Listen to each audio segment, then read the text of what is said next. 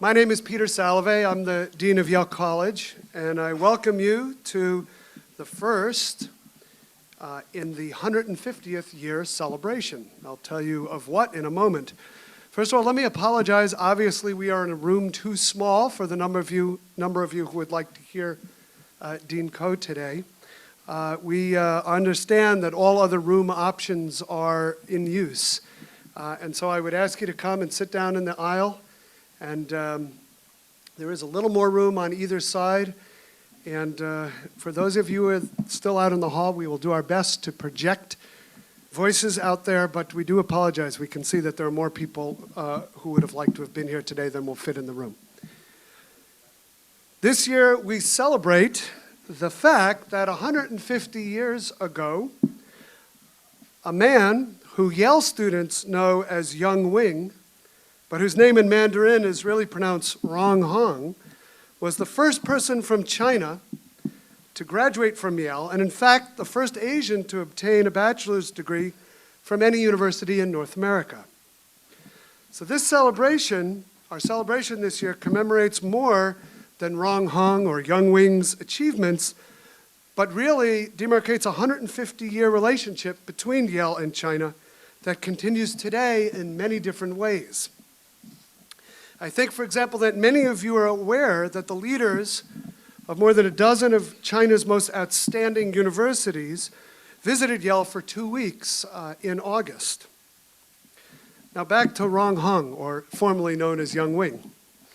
Born in 1828 in a small village in the Guangdong province, Rong received his early education in a missionary school under a Yale graduate, the Reverend Samuel Robbins Brown. Young accompanied Brown to the United States in 1847, where he enrolled in the Monson Academy in Massachusetts and later at Yale. After graduation, Young, or Rong, returned to China, where he engaged in projects to promote China's modernization. Many Chinese school children can tell you Rong's story. And one of the Chinese university presidents who visited in August said to us that you can trace the evolution of the modern Chinese railway system to him. He is also known for organizing the Chinese educational mission, which brought 120 Chinese students in the 1870s to colleges in the Northeast, including Yale. Many of these students went on to play important roles in China's development in the decades that followed. In 1877, Rong donated more than 1,200 Chinese books, the first of their kind in the United States, to Yale. And this donation formed the nucleus of the university's East Asian collection, which today is considered one of the finest in the West. Who knew that in the 1870s, that the 120 students participating in the Chinese educational mission to Yale would grow to more than 700,000 Chinese students and scholars who have participated in educational programs throughout the world's colleges and universities just in the last several decades, and especially to the special relationship between Yale and China. This is a portrait that hangs in the Visitors Center at Yale University of Rong Hong, or Young Wing, and it really is a pleasure to see him up in front of this room in the company of Wilbur Cross, who was Dean of the Graduate School of Arts and Sciences and later became Governor of Connecticut. And over here is Edgar Furness, who was Dean of the Graduate School and also the Provost, actually at the same time. And over there is Thorsten Veblen, who is a sociologist who moved from Yale and went on to Stanford. Some of you may know his work on the leisure class. So today, we inaugurate the Rong Hong, or Young Wing, lecture series with a presentation by Harold Koh, who became Dean of the Law School this year. Dean Koh was educated at Harvard and at Oxford universities. After law school, he clerked for Judge Malcolm Richard Wilkie of the U.S. Court of Appeals, D.C. Circuit, and then for Justice Harry Blackmun of the U.S. Supreme Court. After holding positions in the Department of Justice, he joined the Yale faculty in 1985, rising through the professorial ranks and directing the law school's Orville H. Schell Center for International Human Rights. From 1998 to 2001, he served as the Assistant Secretary of State for Democracy, Human Rights, and Labor under President Clinton. He has received more than 20 awards for his human rights work and was named by American Lawyer magazine as one of the nation's 45 leading public sector lawyers under the age of 45. I won't embarrass him by asking him if that's still a true statement. Okay. Dean Koh has published many books, including The National Security Constitution, Transnational Legal Problems, Deliberative Democracy and Human Rights, Transnational Business Problems, The Human Rights of Persons with Intellectual Disabilities, the Harry A. Blackman Oral History Project, and Foundations of International Law and Relations. So today, I'm proud to introduce Dean.Harold Koh, the Gerald C. and Bernice Latrobe Smith Professor of International Law, whose talk is titled Yellow in a White World.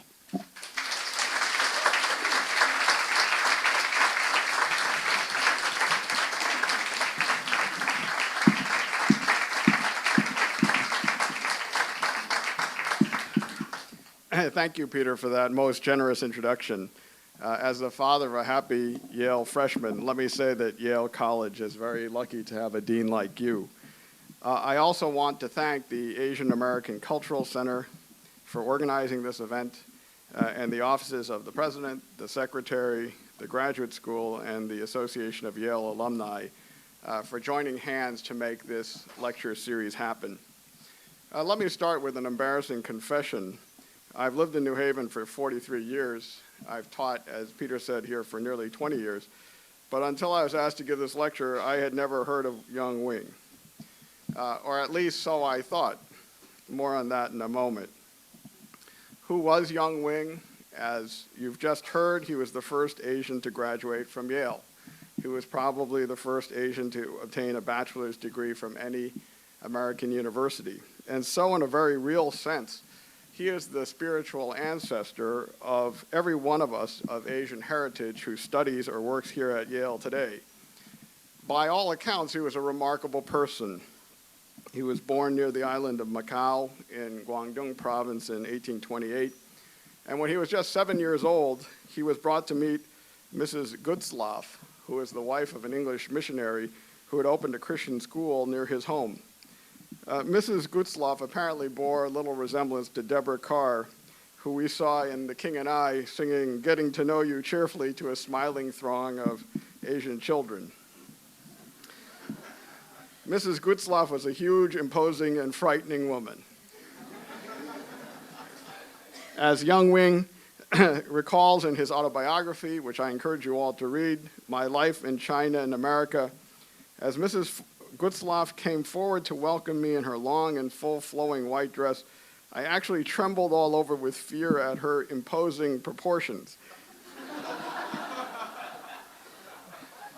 I clung to my father in fear. A new world had dawned on me. From that day forward, Young Wing had become a yellow man in a white world. At the beginning, Young Wing hated his English school so much he tried to run away from it. But overcoming his fear, as Peter mentioned, he progressed from her school to another missionary school where he met the Reverend Samuel Robbins Brown, who held his doctorate in divinity from Yale. And so, Young Wing began to dream about crossing the Pacific. He wrote an essay for school called An Imaginary Voyage to New York and Up the Hudson. And just 2 years later, he made that voyage for real when he came with Dr. Brown to the U.S. to attend Monson Academy in Massachusetts. By good fortune, the principal of Monson Academy was the Reverend Charles Hammond, who was also a Yale graduate.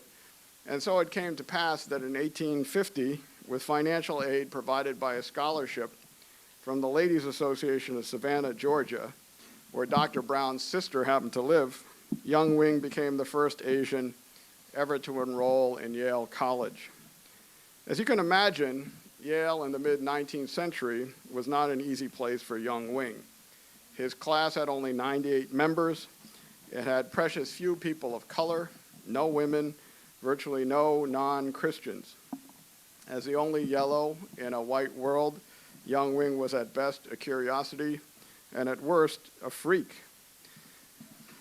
During his freshman year, he didn't make matters any easier because he wore his Chinese tunic and he wore his hair in a top knot. by freshman year, he chose to dress and groom like Americans. And I don't think he was wearing a t-shirt, baggy jeans, and a backward baseball cap. He looked more like this. Like many freshmen, he sweated over his studies till midnight every night.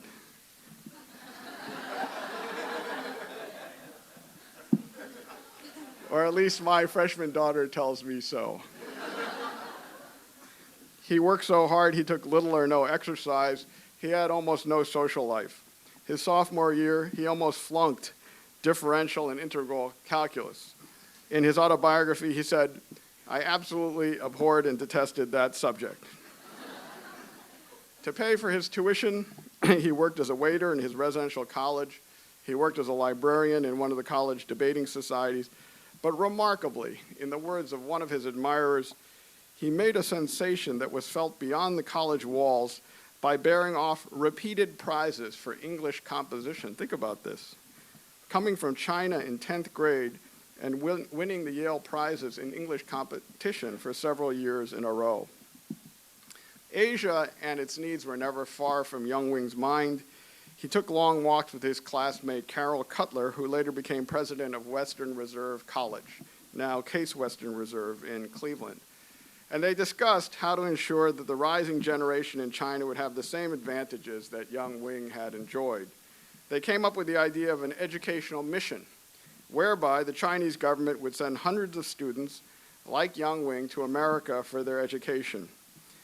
And when Young Wing graduated in 1854, 150 years ago, he sailed for Hong Kong. That voyage took 151 days. When they arrived in Hong Kong harbor, the Chinese pilot came on board. And Young Wing was shocked to discover that when he spoke, the pilot could not understand him. His Chinese had deteriorated to that extent. And when the pilot spoke, Young Wing could only understand what he said with great difficulty. In other words, he found himself so changed by his Western experience that he now felt out of place everywhere, including even in his homeland. Like many of us who navigate two cultures, Young Wing was caught between two stools. In America, he felt Asian. In Asia, he felt American.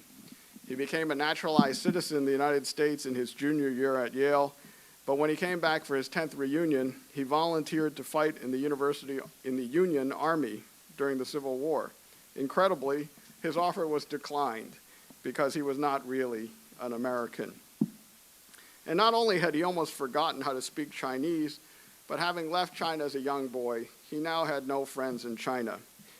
In the words of Dr. Twitchell, his biographer, he could not fail to encounter among his own people prejudice, suspicion, and hostility. Now, think about this. With this history, how could you have blamed him if he had given up any plan and simply sought to fit back into his Chinese life? But instead, Young Wing continued to engage in many projects to promote China's modernization. He went to work for the tea and silk business, and in 1964 entered the service of the Qing Dynasty Chinese government. And because of his English language skill, he was commissioned to purchase arms and machinery in the US for the Chinese military. And then in 1870, the Tientsin massacre occurred, in which a Chinese mob murdered a number of male and female Roman Catholic missionaries. To compensate, the Chinese government appointed a commission to figure out how to make compensation. And so Young Wing, remembering his discussions with his friends at Yale, submitted a proposal to the high commissioners suggesting that China send more than 100 Chinese youth abroad to promote mutual cultural understanding and to extend the reach of the Chinese empire. And so it was that in the late 1870s, the so-called Young Wing mission began, where some 120 Chinese boys and girls came to the U.S. to study at schools and colleges throughout the Northeast, including at Yale. The leader who was sent to supervise the mission was Young Wing himself. 18 years after his college graduation, he came back to New Haven to set up the mission and eventually placed its headquarters in Hartford. There he started Hartford's Progressive Chinese Educational Commission School. 3 years later, he married an American woman, Mary Kellogg of Avon, Connecticut. And in 1876, Young Wing received an honorary degree from Yale Law School. which makes him, I'm almost sure, the first Asian ever to receive a degree from the school of which I am now the dean. Now, fearing that America was corrupting the Chinese students, they were, after all, starting to dress like this. China's conservatives abruptly terminated the mission in 1881 and called the students back. But they had been here long enough. During the 9 years they studied in Hartford, they gave China her first generation of 20th century railroad builders, engineers, medical doctors, naval admirals, and diplomats. And in the decades ahead, they went on to play many important roles in China's own development. As for Yang Wing himself, he became a full-fledged diplomat. He went to Peru. He came to Washington. He was appointed an official of one of the Chinese provinces. And when his wife fell ill, he came back to Hartford, where he nursed her until she died in 1886. If you go to the Cedar Hill Cemetery in Hartford, you see both of their tombstones. Their two sons, Morrison and Bartlett, both went to Yale, and his grandson, Frank Young, who lives in Hong Kong, returned to Yale 4 years ago for the unveiling of this portrait, the portrait of his grandfather, the first Asian at Yale. Now, I've told this story in some detail because almost nobody knows that story. I didn't know that story. And perhaps in Yang Wing's story, you've heard echoes of your own life. Let me tell you how Yang Wing's story resonates with my own. My parents came to the U.S. from Korea about 100 years after Yang Wing. My mother was a freshman in college. My father went to graduate school and became one of the first Koreans, if not the first Korean, to get a law degree in America. Like Yang Wing, my parents came away from their educational experience determined to promote mutual understanding between the United States and their home country, Korea. And when in 1960 the first democratically elected government came to power in South Korea, my late father, Dr. Kwang Lim Koh, was appointed first Korean ambassador to the United Nations and then Korean minister to the United States in Washington. In 1961, a military coup overthrew my father's democratic government, and he turned for help to Walt Rostow, who was then Deputy National Security Advisor. Walt called his brother, Eugene, who is Dean of Yale Law School, and suggested that my parents be offered a position to teach East Asian law and society at Yale Law School, the first such course ever offered in this country. And so it was in 1961, 43 years ago, that my family moved here to New Haven, and I entered the halls of Yale Law School, and I've been here ever since.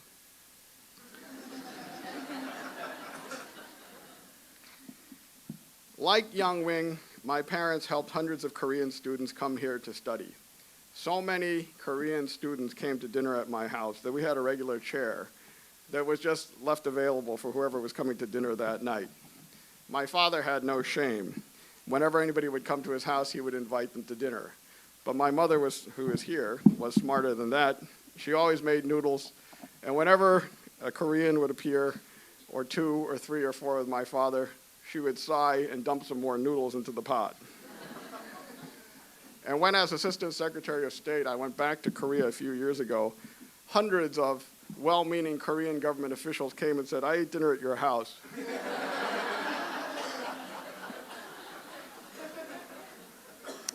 And I thought to myself, so what else is new? Except one night it paid off. I digress, but I have to tell this story. On the night that I went with President Clinton to Korea, and we were invited to a state dinner, the American side had only a limited number of seats. And so my mother, who was in Seoul, couldn't join me there. And I called the Korean ambassador to the United States. And I introduced myself, and he said, "Oh, yes, I ate dinner at your house." And I said, "Yes, and today's the day that you're going to return the favor." And with that, my mother and I went to a state dinner together. I shall also tell you that I quickly assured her that President Clinton may not remember who I was or remember who she was. Of course, as we approached, he leaned over and said, "Mrs. Koh, I'm so happy to meet you."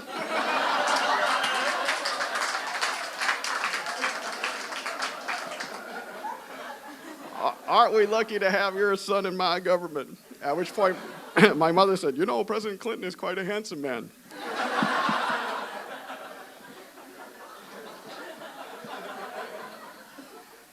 In 1952, my parents founded the East Rock Institute, a nonprofit organization on Dwight Street, where it still remains. Its mission is promoting cultural understanding between the East and the West. 30 years ago, they started an annual conference on Koreans and Korean Americans, which last year ripened into the National Conference of Korean American Students, CASCON, that was held here at Yale. Both of my parents also went on to teach at various universities here in Connecticut, and my father, for one, became fascinated with the story of the Young Wing educational mission. He spent many days seeking out the story. His students wrote term papers about the later history of the students. One of Young Wing's students had a daughter who came and would join my father as a colleague, and she told him many tales about what had happened to the Young Wing students. Some became government officials of China, others educators, some ambassadors.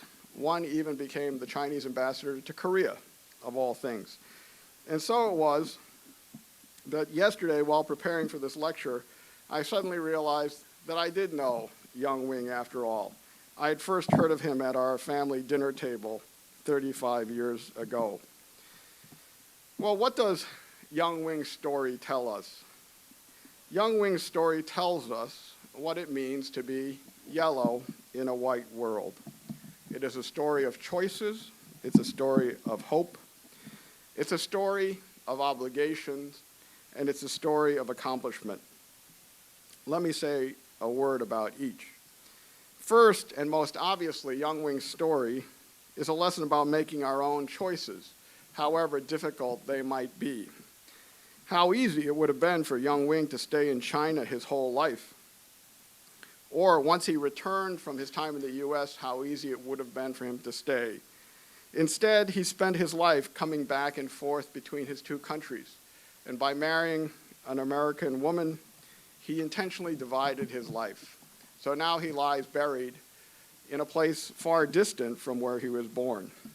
He consciously placed himself between two cultures, even though the price was he never felt truly at home at either place. And he not only made choices, he took tremendous risks. Tremendous risks. Now, I told you that my father was an international lawyer, a professor, and a diplomat. And so when I was a boy, you might have imagined that he would have urged me, his son, also to be an international lawyer, a professor, and a diplomat. And indeed, one day when I was in elementary school, we were watching the lawyer show, Perry Mason. And I turned to my father and asked, "Dad, do you think I should be a lawyer?" And my father turned to me and said just two words, "Study physics."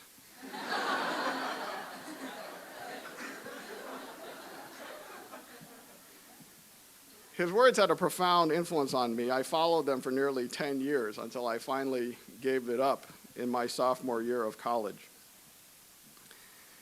And it was not until many years later that I realized that underlying my father's urging were four assumptions.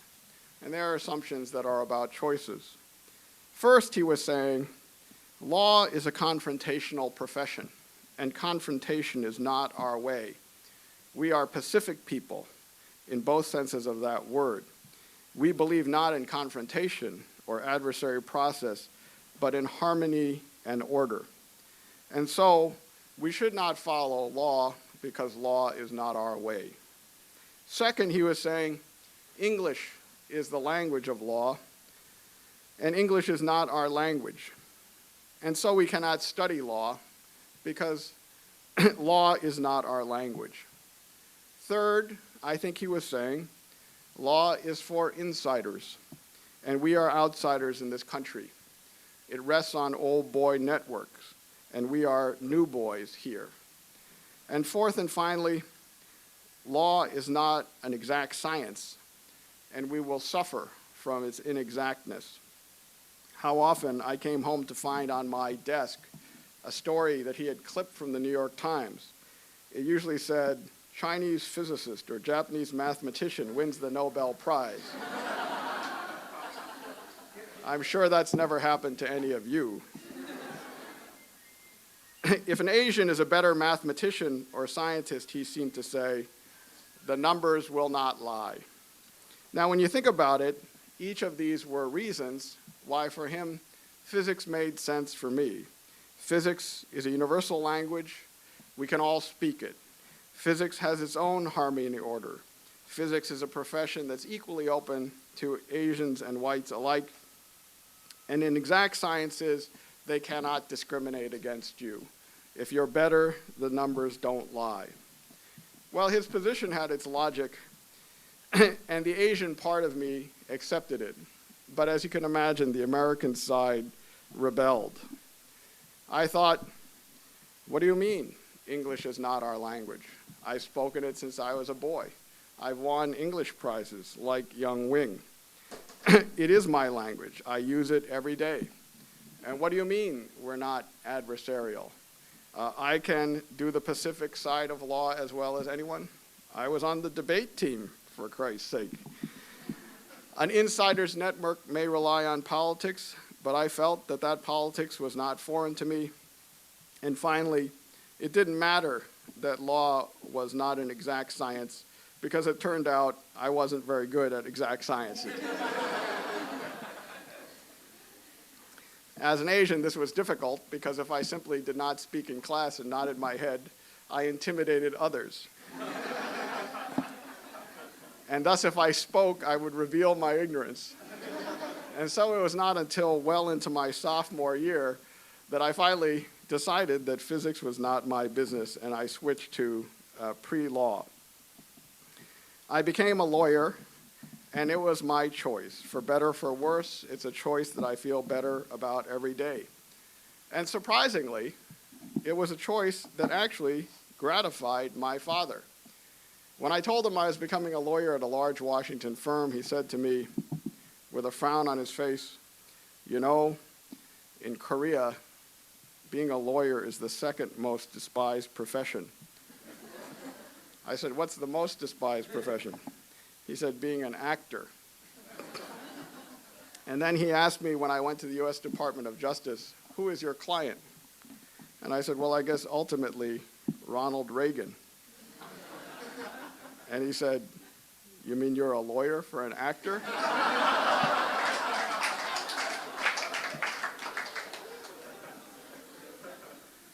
But when I came to Yale and became a professor of international law, he said, well, now you're a professor, and you're an international lawyer, and maybe someday you'll be a diplomat, just like your father.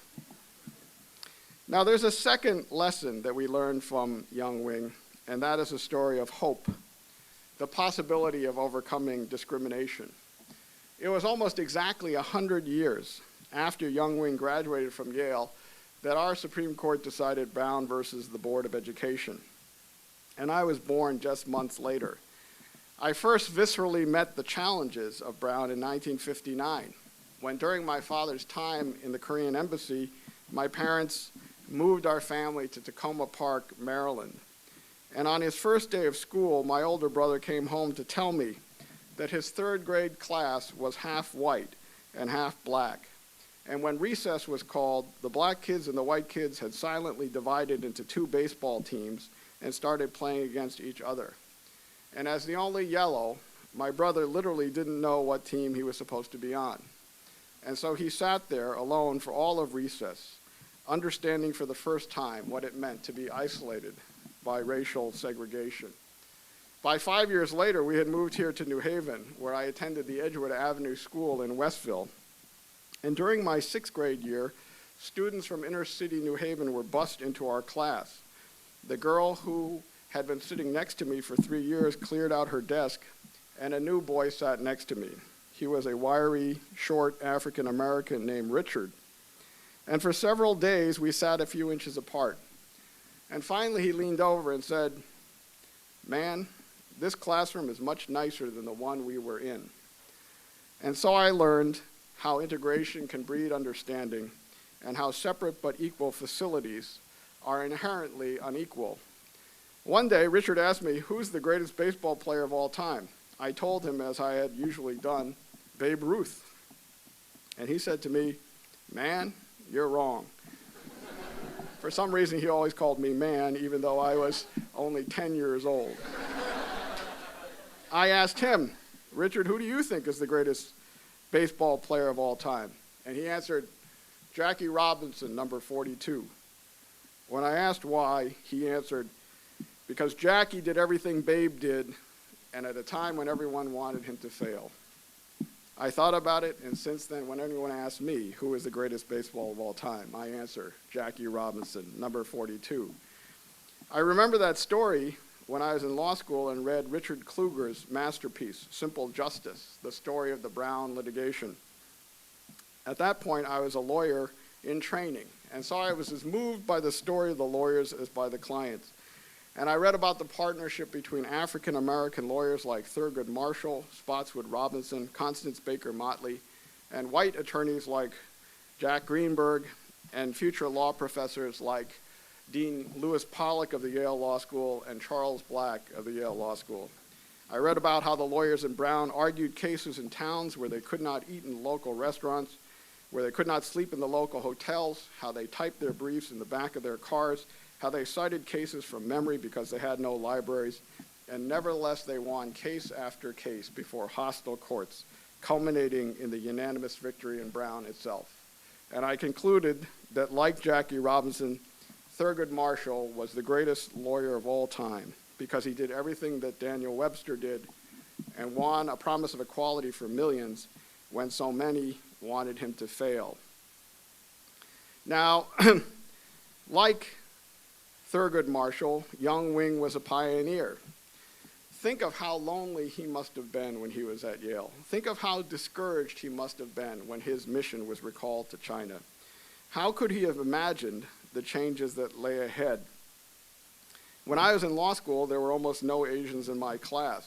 At Harvard Law School in the late 1970s, the Korean American Student Society consisted of two people, myself and my sister Jean.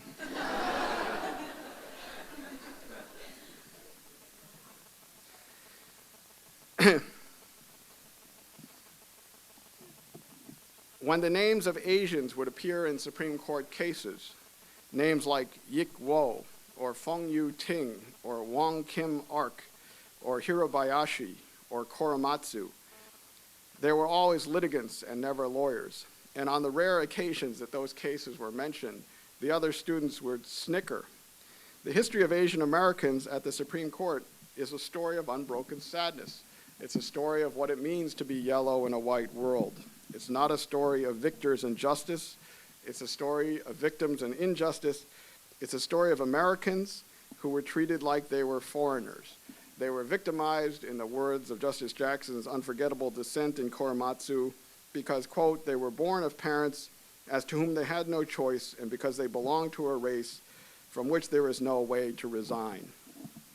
Well, what has changed? If you look over our classrooms now, you see a very different picture. There are now, in the latest census, the 2000 census, more than 10 million Asians in America, a 48% increase since 10 years earlier. There are 2.4 million Chinese, 1.9 million Filipinos, 1.7 Indian Americans or Pakistani Americans, 1.1 million Vietnamese, 1 million Koreans, 800,000 Japanese. Asians now form nearly 4% of the population. And if you look over our classrooms at Yale Law School, you see a huge increase in the number of yellow faces. More than that, the world is not nearly as white as it was. There are many more Hispanics in these classes, Native Americans, foreign students. The United States has become a strikingly diverse country. And the number of Asians are growing. Asians by birth, Asians by adoption, Asians by marriage, and Asians by choice. And scores of Asians are in our very classes.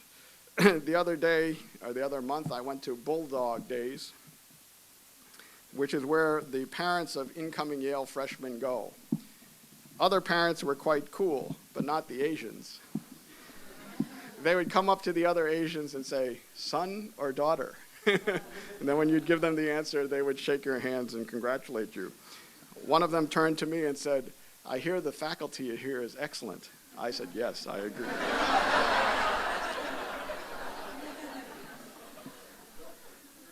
What we have now is a different kind of Asian experience. In my day, Koreans were minorities within the minority, and we separated ourselves from the other Asian groups. But now the story is told by the annual dinner that the Asian students, Pacific Asian and Native American students, have at Yale Law School. They go to East Buffet, where they have a pan-Asian meal, and all sit together trying each other's cuisines and rejoicing in their cultural unity. Now there is a third kind or third part of Young Wing's story, and that is a story of obligation.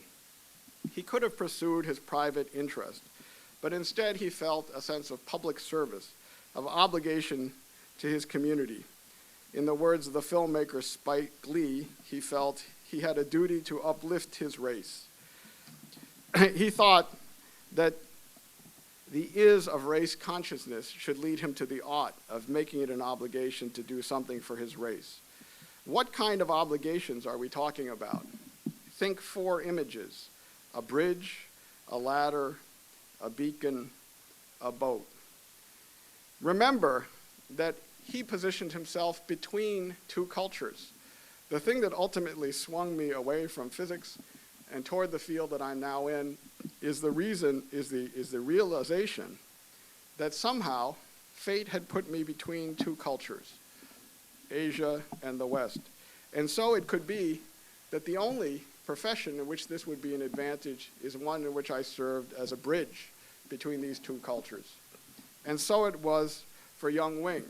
As a physics major, the fact that I was Asian would be irrelevant to whether I was a professional success.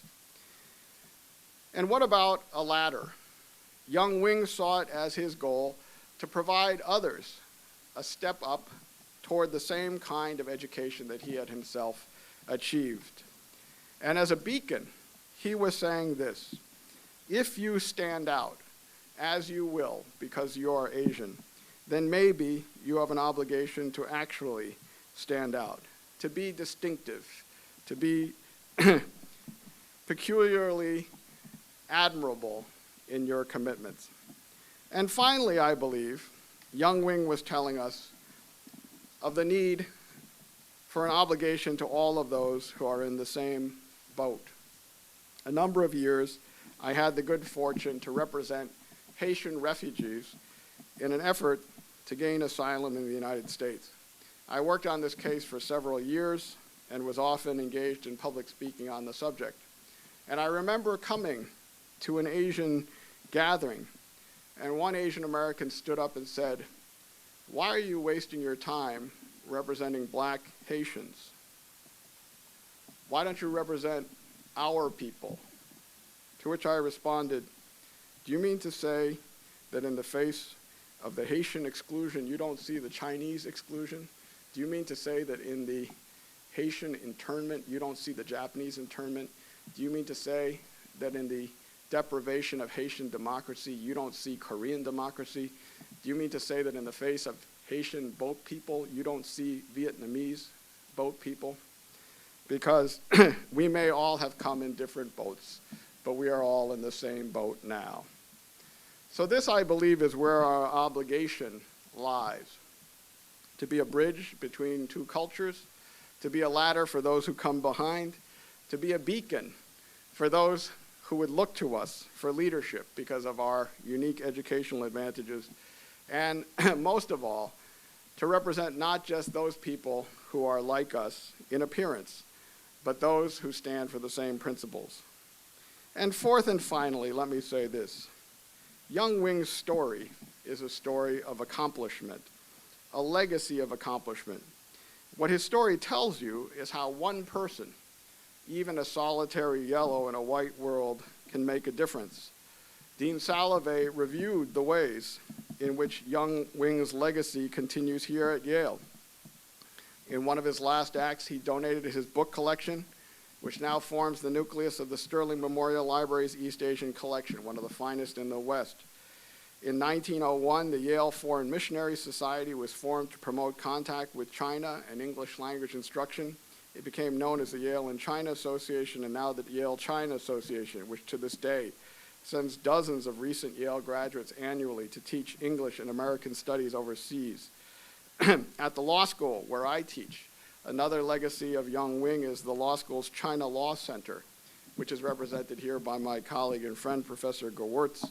It is a distinctive institution devoted to increasing understanding of China's legal system, supporting its legal reform, and to this end, the center sponsors research, promotes academic exchange, and undertakes cooperative projects on key issues of legal reform, including judicial reform, administrative law, and legal education.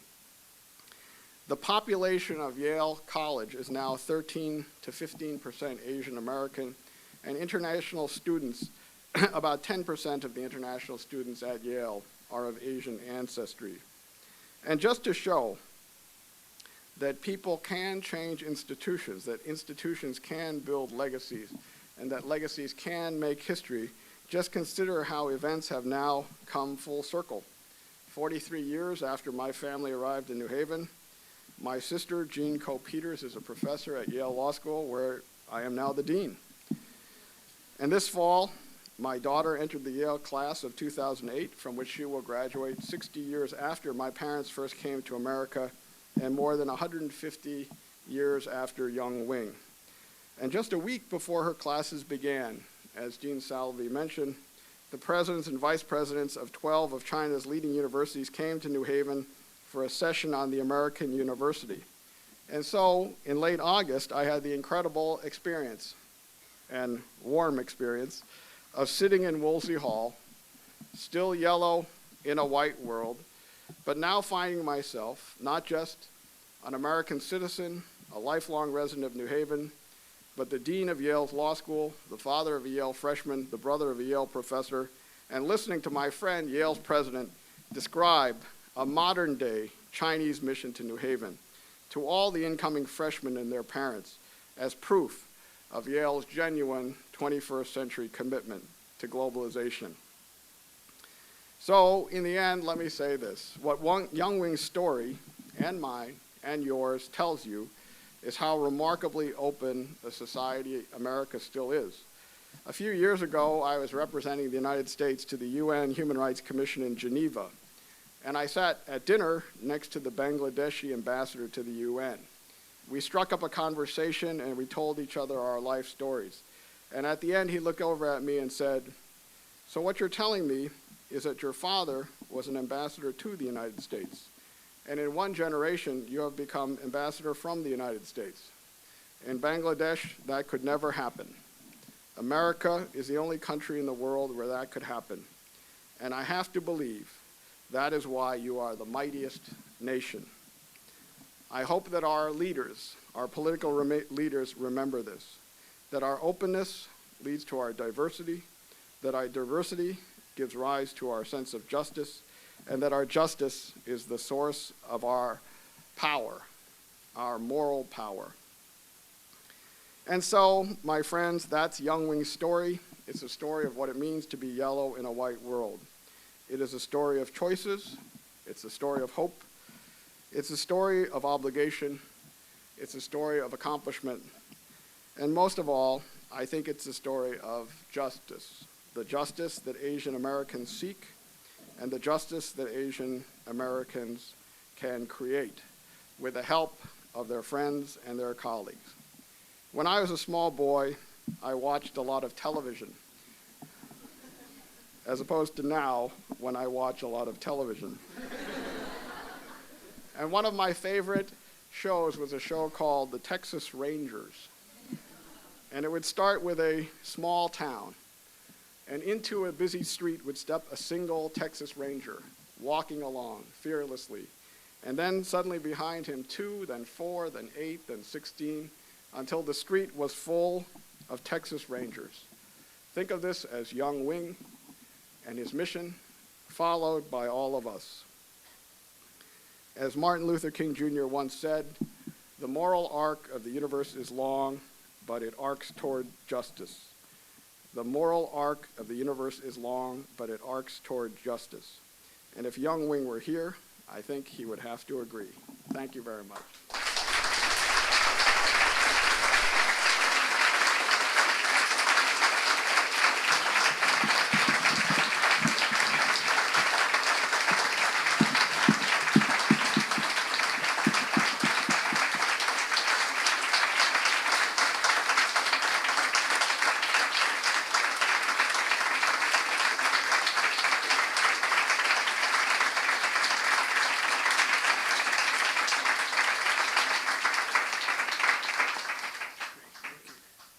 감사합니다. Dean Koh is quite willing to take some questions for if anyone would like to ask them.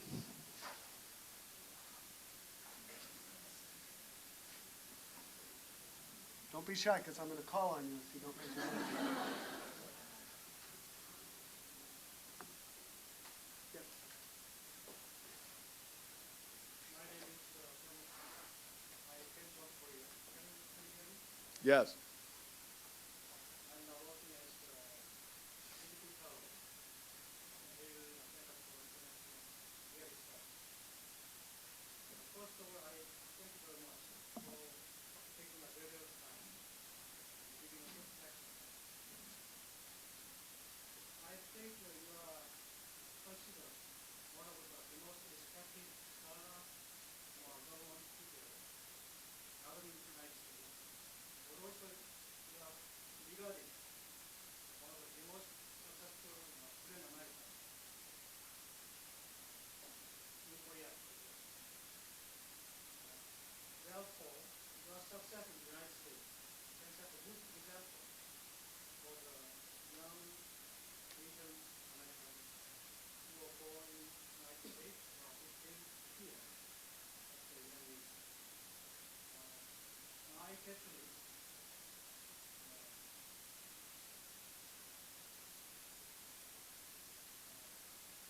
is, if you give one simple advice to young Asian Americans who would like to be successful in future life, what would you recommend?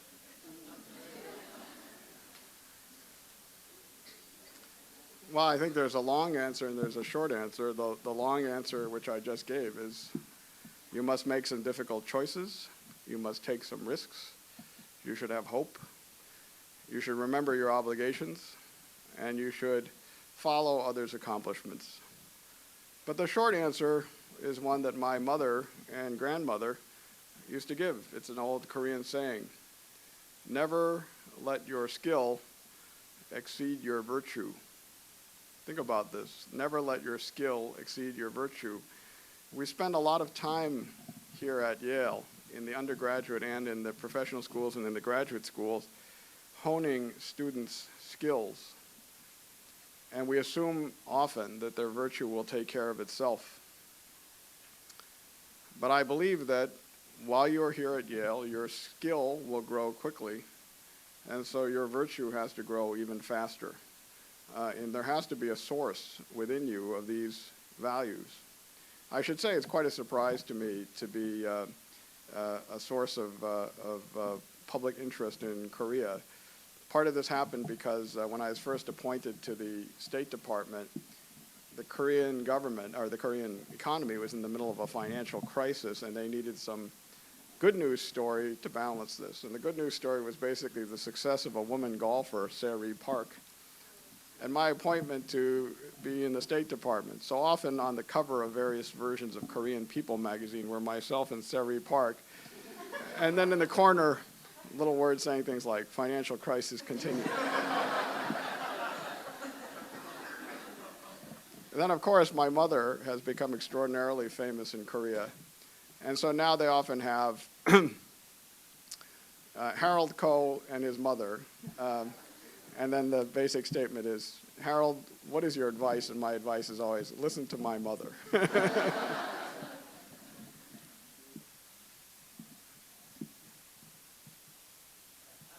scholar at Yale. I was very lucky to your research or presentation time. Every time I feel very interesting. This topic is very interesting for me because my Chinese class came from Beijing, and of course the Zhonghu is very famous in Beijing, and we learned his story during our childhood. And from my experience in America, that compared with Columbia and Harvard, that Yale still I couldn't find so many Chinese newspapers and magazines from the mainland. Of course, we are lucky that recently we have a Chinese law center in our law school, but a few years ago we hadn't.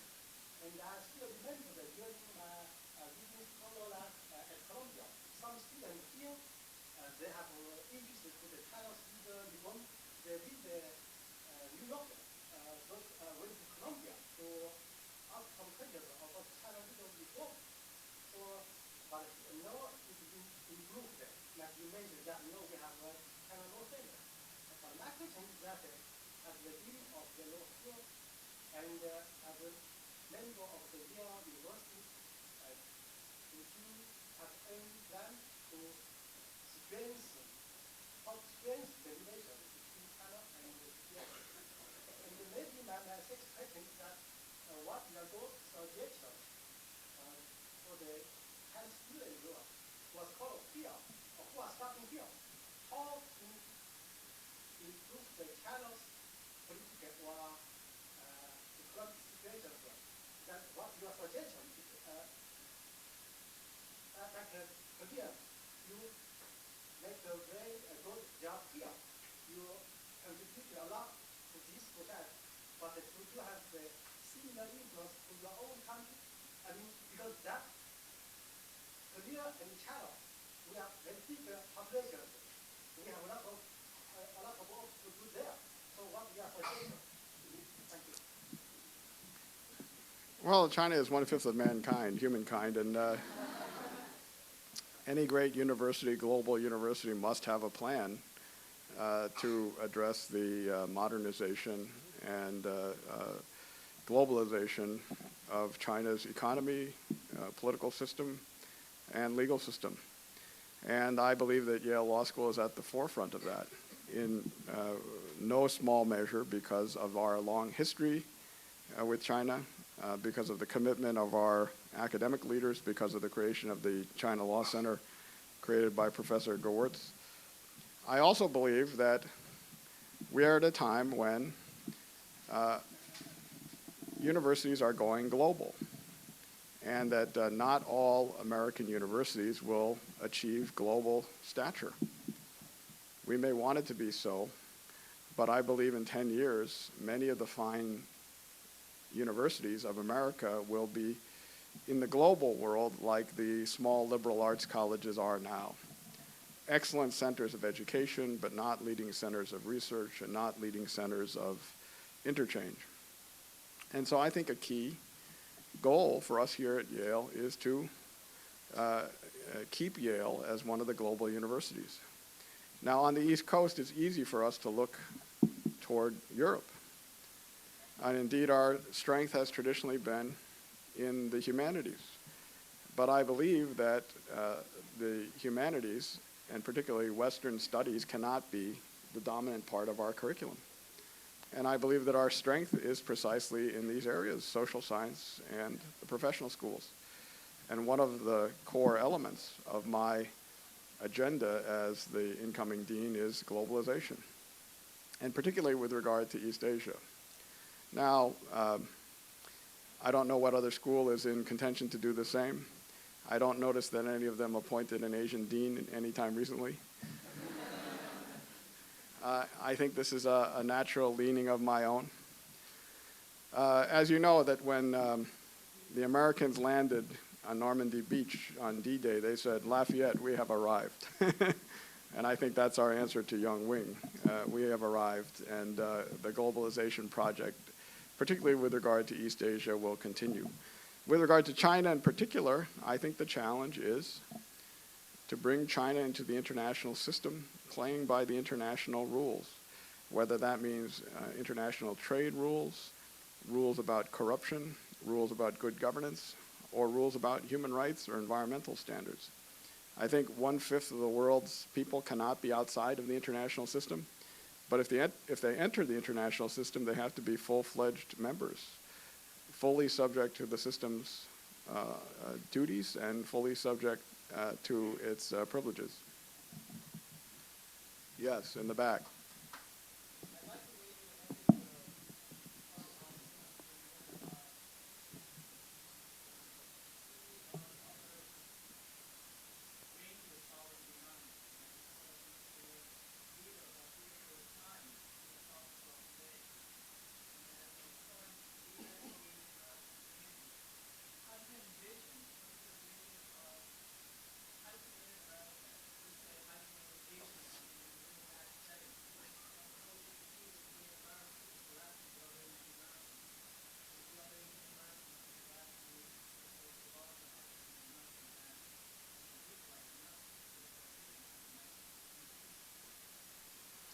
Well, you know, hyphenated Americans, one of the good advantages of going to many conferences about Asian American identity, it's a little bit like having years and years of therapy. After a while, you come to the solution that you're going to live with, and then you go on from there.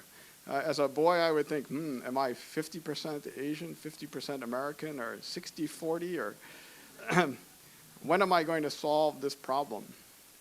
Well, I now have concluded I don't solve this problem any more than I solve the problem of how to keep my teeth clean every morning when I brush my teeth. The problem is there again the next day. I believe that hyphenated Americans are Americans.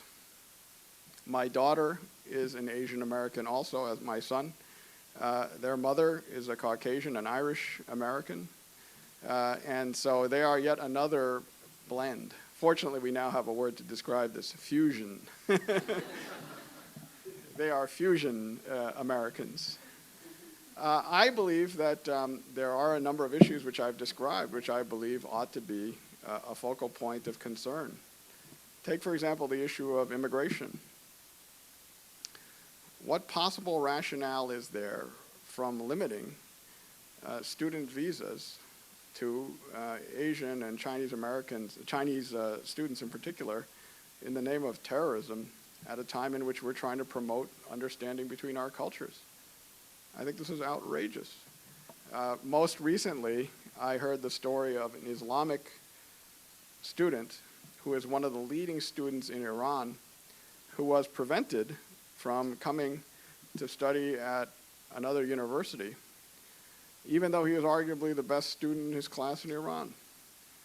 Now, if we want to create a generation of people who are not committed to terrorism, as opposed to the rule of law as their way of doing business, what sense does it make to keep these people out as opposed to coming to study? What we learned from the lesson of Young Wing is that coming here breeds a closeness, a kind of mutual understanding, promotes ties, networks at a person-to-person, private level, which can trump all manner of governmental foolishness. And I think that that's what we should be promoting here as well. At the very moment where it's very difficult to arrange meetings of governmental officials from certain countries, it's quite easy, if we can get over visa issues and others, to arrange academic meetings. And that's where the free exchange of ideas, I think, can keep the process of humane globalization moving forward. Yes, in the middle. What do you think is the biggest challenge facing the identity of Asian Americans in, say, the next 20 years?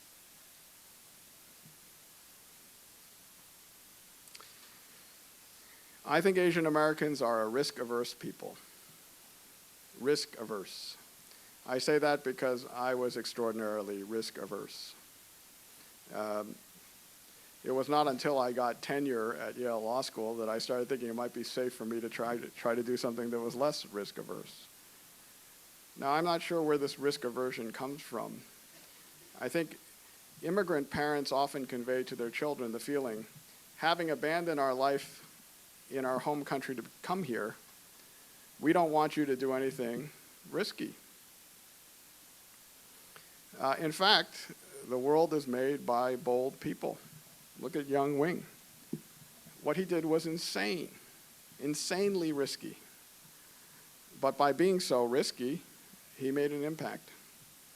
And I guess I'd say to Asian Americans of the next generation, what are you waiting for? Isn't it time to take a stand on something? Don't you want to change the world? I remember when I was told, well, if you step forward and do something, you'll get in trouble.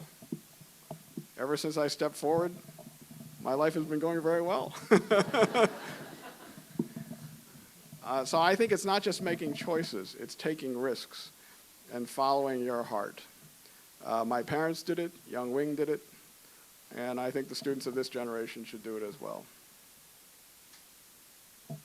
Yes? What I was asked is that as an international student, at the same time what you said, I was very struck by what you said about obligations and how we should, try and bring back what we have seen as the bridge between those cultures. At the same time, what I feel is that there is, when I go back to my country, Malaysia, there is this anti-Americanism sometimes in politics and economics, and so it's a very thin line between, being pro-American and trying to help the country to become more modern, to build lines, and at the same time to be also in the country and to be able to defend and go along with the politics of the country.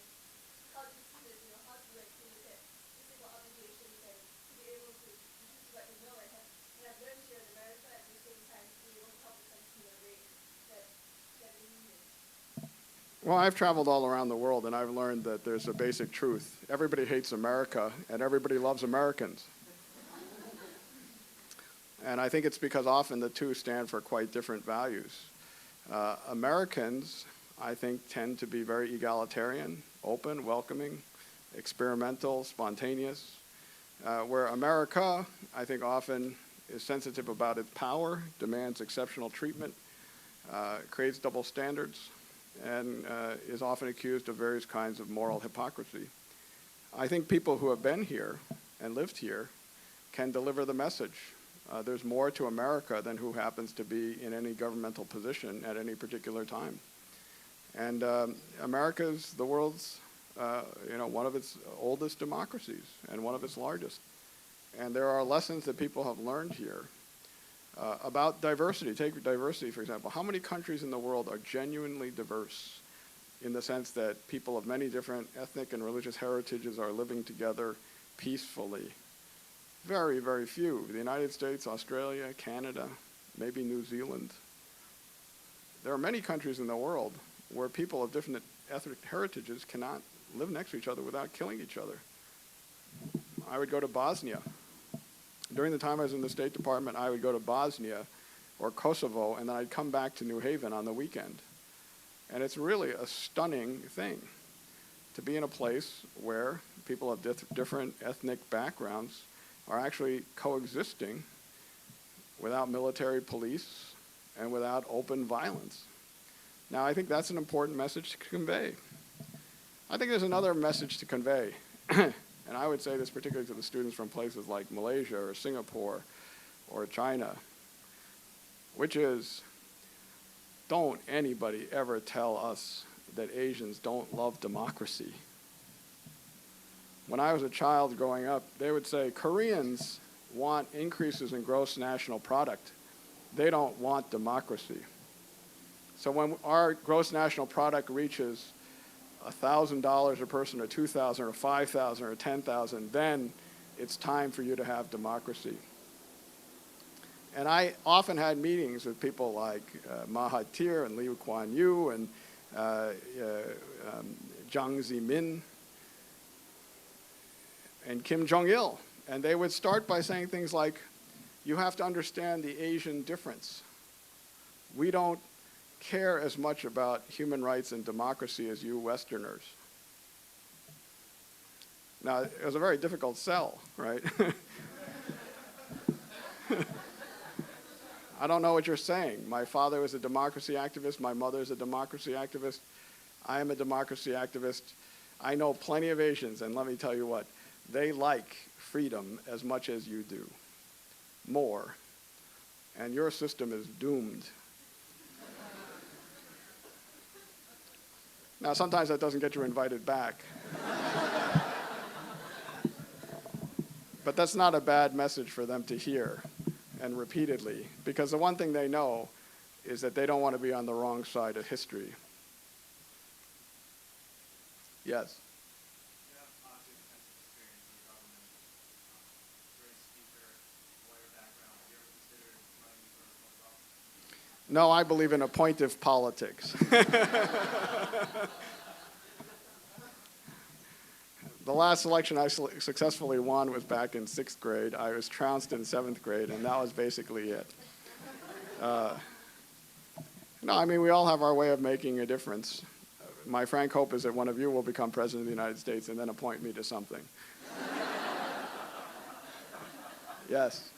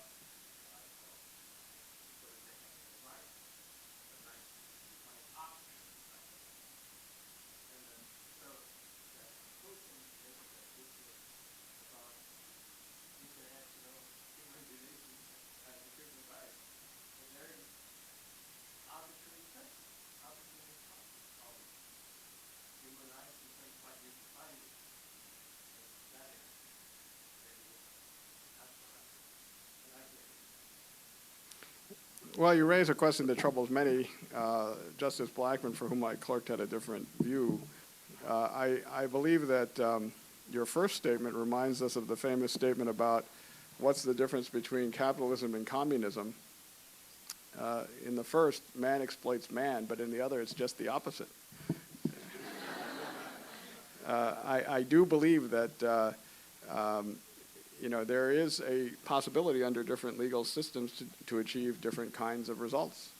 But I also do believe there's a role for constitutions and protections of human rights and judicial protection of those human rights. Maybe we have time for one more question, and then Savina will make an announcement. I'll let you pick who the last question will be. Yes, right here.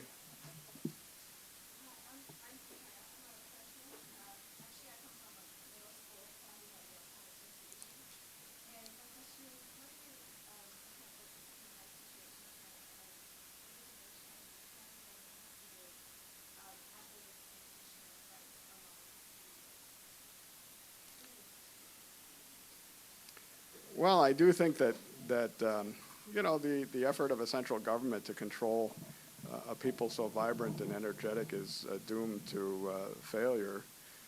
With generational change will come great social change. I think it's happening already. I think that the information revolution is a very important part of it. I think you can put together two simple phrases. Information wants to be free, and a song of my generation, all the world over, it's easy to see, people everywhere want to be free. When you put information's desire for freedom and the desire of human beings for freedom together, it's unstoppable. And you, as an example of someone who's come here and enjoying the free flow of information, have a lot of information and to convey back. Just remember that at Tiananmen, here was this vision of a very imperial group of elderly barons, and suddenly they're confronted by people in their 20s. And the sight of these students confronting this leadership stunned the world. Now, in the Cultural Revolution, a lot of things happened and nobody knew about it. To this day, we're still excavating information about it. By Tiananmen Square, they were faxing for democracy. And now, China democracy websites may be blocked today, but they can't be blocked tomorrow. And the Chinese government itself and private actors in civil society are promoting exchange. And I think that Archibald Cox, professor at Harvard Law School, the former Watergate special prosecutor, said, "The desire for freedom once loosed is not easily cabined." And I think that applies to this situation.